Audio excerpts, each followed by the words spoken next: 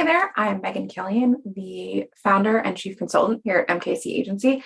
And I want to walk you guys through how we develop an ICP for our MSP clients as part of our lead generation offering.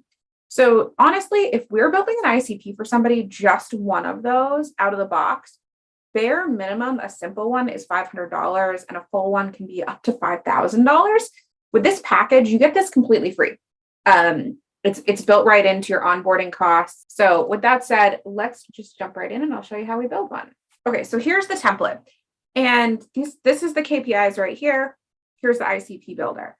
Now, the most important thing to remember is that this does not read top to bottom. It's reading more left to right as a scoring template.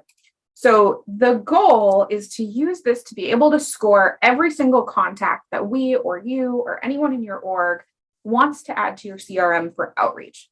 So at the bottom, you'll see generally we say a score of 21 or higher is an ideal prospect. A score from 14 to 20 is worth prospecting efforts and research to up that score. And a score under 20 needs to be researched and evaluated further before you pursue it. You can change these numbers based on your goals, how the sheet is spitting out numbers for you, and also just like how many salespeople you have to spend their time chasing after contacts. So what we do is we ask each customer to come to this meeting with their list of current customers. And we ask them to kind of reflect a little bit on their core values and their business to define what a good customer is. Is it someone who doesn't put in very many tickets? Is it someone who is easy to close? Someone who pays a lot of money? Someone who's highly profitable? They sort of need to figure that out themselves, or they can pay us to come in and consult on that, but it's not really included in this ICP building. So they need to sort of filter their client list based on those factors, because you and I both know not every client is a good client. Some clients are drains on our time, drains on our resources. They make our employees hate us. So we want to make sure that we're getting you clients that not only are going to be closable, but also will be happy long-term clients that pay you a lot of money, don't cost you a ton to service. That said, depending on where you're at in terms of your priorities, you may kind of feel like any client's a client. I hear that a lot from my MSP customers, but at the end of the day, someone who has 5 computers is no good for targeting. It's no good for messaging. So we come in here and we say, okay, what's a 5 for vertical? These are the companies that you get their industry. You know how they talk. You know how to solve their specific niche problems. Do they have strong compliance issues? Ones that come up a lot are like legal, medical, finance. But it's all just about what you do. So for the purpose of this one, let's just say that the ideal customer is in healthcare, because you have a lot of healthcare customers that you can point to their case studies. They typically don't churn. They're easy for you to service because you've built a lot of automation. You know all the systems that they work in, and they're easy customers for you, right? We say those are a 5. So then we're going to say, okay, well, what's like a 4? Something that's good, but not quite as good as healthcare. And you say, all right, that's legal. Number 3, maybe it's finance. Maybe 2 is construction. And this does not have to be one thing for every column. So you could say healthcare, medical, what else could we throw in here? Let's just say like utilities. Some of my clients really love utilities. And then let's just say like over here, you wanted to put like construction and engineering together. Just anybody you would rate as this is going to go into this portion, where on our end, our goal is to only get you clients that are 21 or higher. So you want to keep that in mind as we're building this together, that if it's a 1 for an industry, that's basically like, that's bad. It's not good, right? So you would put in the 1 column companies maybe you don't want to do business with, or that are harder for you to service. So that employee user count. I would say that right now, most of the MSPs that are coming to me are saying their ideal seat is 20 to 50. Some clients that have bigger MSPs, they do want more customers, but most of my clients, they really do well with SMBs. And if they have too few seats, like 5, they become really expensive to service. But if they have too many, they become too complex. So this is their sweet spot. And then we say, okay, well, what's like the next best? Is it bigger or smaller? And so like, let's just say you're a smaller MSP. So you say, actually like 5 to 20 is the next best size for us. And then you say, okay, well, after that, like 51 to 100 can work for us. What's like too large? Over 250 or under 5, we don't really want to work with them. And here might be like 100 to 250, right? Distance from the office. Now, I do have 2 clients that are remote first MSPs, and they can support people anywhere. And that's a really, really cool differentiator that they have. But most MSPs I work with are pretty deeply entrenched in their local communities. They want to be able to send a tech on site. That's part of their value, is that they will deploy a technician into your office. So for that reason, most of my clients are like, okay, well, we want them within, say, 10 miles of the office. Alternatively, sometimes we put zip codes into this field. It really depends on where you're located. So like I live in the Orlando metropolitan area. I live in Maitland, which is just northeast of the city. From here, it's like really incredibly easy for me to service someone in Sanford, but it would be extremely hard for me to service someone in Kissimmee. Even though they're about equidistant from my office, they still are really very different in terms of time because I have to go through the city or I don't. So that's one of the things that we consider. We can either do it by like the number of miles, or we can do it by zip code. So typically 5, they're very close to your office, right? They might be in the same zip code as you. Some people even put it in as like a length drive. That's a little bit hard for us to translate into our contact searching software, but we do our best. And then we talk about title. So with title, who do you ultimately want to get to? Almost always CEO and owner sit here in number 5. We know that's usually the person that signs on the dotted line. Then in number 4, we usually see like CFO or office admin.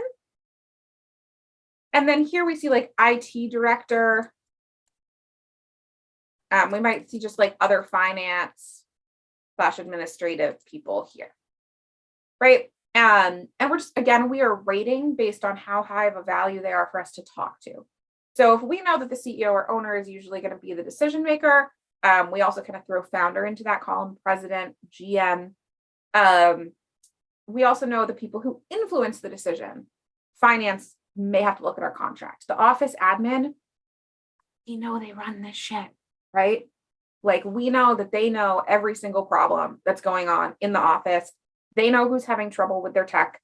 They know, what the contracts look like, who's frustrated. So even though they may not sign your contract, they're going to be a really, really heavy hitter in terms of influence here. And this is different from company to company. I worked with one MSP that was like, honestly, almost all of our contracts are signed by legal. Now they were a bigger MSP, right?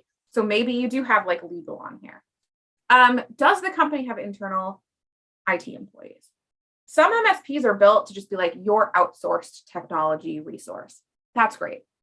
There are other MSPs that are built to more so make your IT director's job easier if you just have one.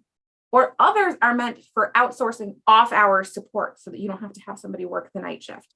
It really depends on your MSP and your go-to-market strategy. But I would say that usually like here we have 0. And then here we have like 1. And it's like if they have 2, we would almost never work with them. Do they have an MSP today?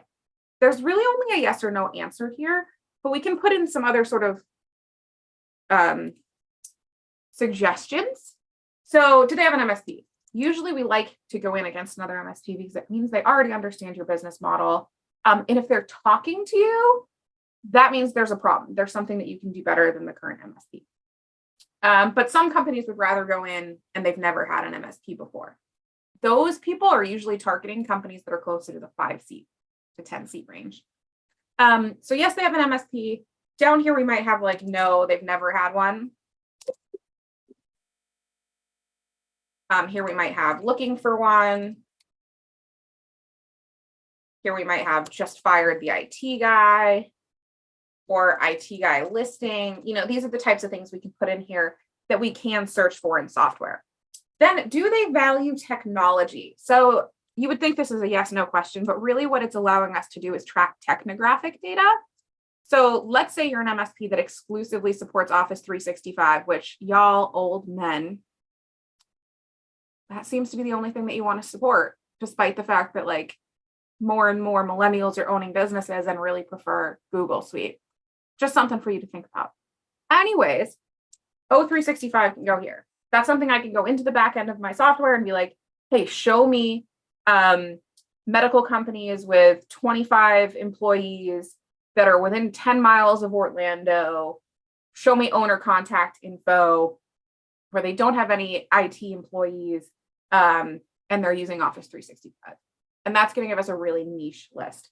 A lot of times, as a server comes up, we use this kind of data one of two ways. Either it is so that we can go search using technographic data, or it's so that when our SDRs are calling, they have a question to ask. Like, hey, do you have a server? Because some MSPs are like, if they don't have a server, there's no point in us working with them. Other MSPs are looking for specific cloud software. And you give us the names of the ones that you support and work with, and we plug that in. Some MSPs are like, we don't do on-prem, we'll only support cloud. One thing of note here is like, it can be a really good conversation starter. A lot of times when I'm calling into MSPs, I'll say something like, hey, are you using ConnectWise as your CRM? And then I'll ask a couple of questions about the pain points I know that are associated with them. Like, do your sales guys complain about how difficult it is to build dashboards in ConnectWise? Or do they talk about how difficult it is to send and track email through that system? That gives me an opening to talk about how we build a whole sales outbound engine in GlassHive that connects right into ConnectWise. So it's a conversation starter, and also we can use it to search. Then these ones generally stay the same. Whether or not they're aware of you, we can scale it, like how aware they are of you. Usually in this column, we look for like, we've spoken to them before. In this column, we tend to see something like connected on LinkedIn, or they follow our social, maybe on our email list, whatever. And then down here would be like, no, they're not aware of us. They've never heard of us, cold. Full contact data is always direct dial, email, and LinkedIn. But we do scale it where like 3 is mid. So this one is usually just email.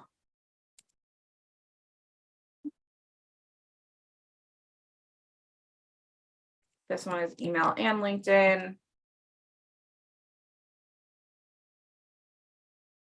This one is direct dial and email. You get the idea, right? We're just grading based on the amount of contact info we have. And then LinkedIn connected, the top one would be first. And then everything else would be like third plus.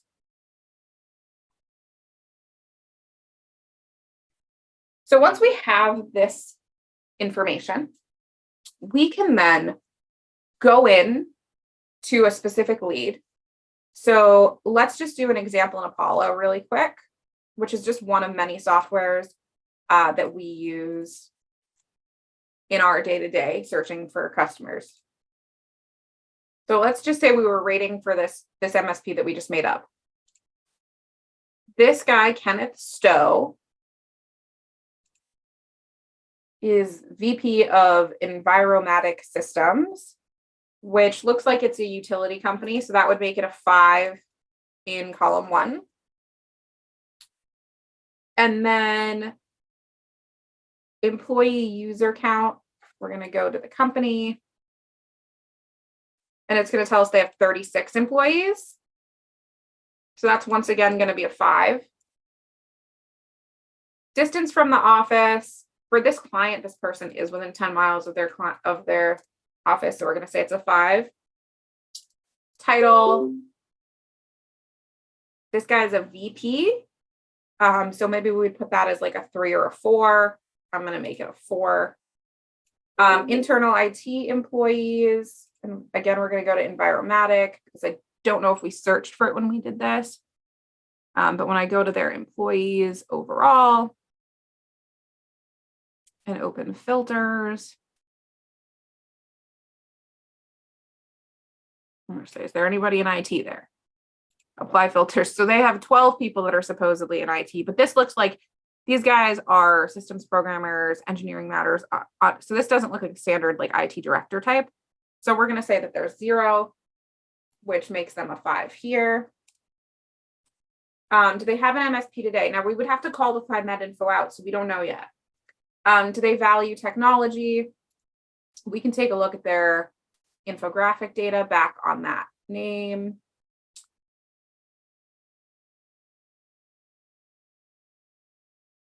It's going to show me their technologies. They're using O365, so we're saying that gives them a 5.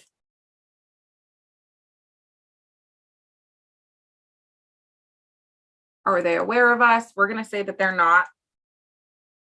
I do have full data here. And we're not LinkedIn connected. So that's 5, 10, 15, 19, 24. We're already up above 21 by the time I get to the 5th column, right? So this guy would be a great contact, full steam ahead. What we do is we log into GlassHive.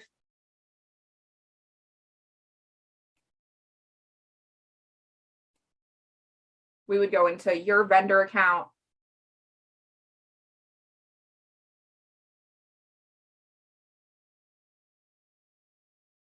And from there,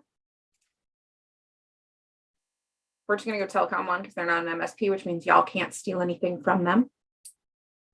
We go down in and we go to contacts. We would upload the contact or add a new contact. So when we get into GlassHive, the important thing is that we want to, 1, mark them as an MQC.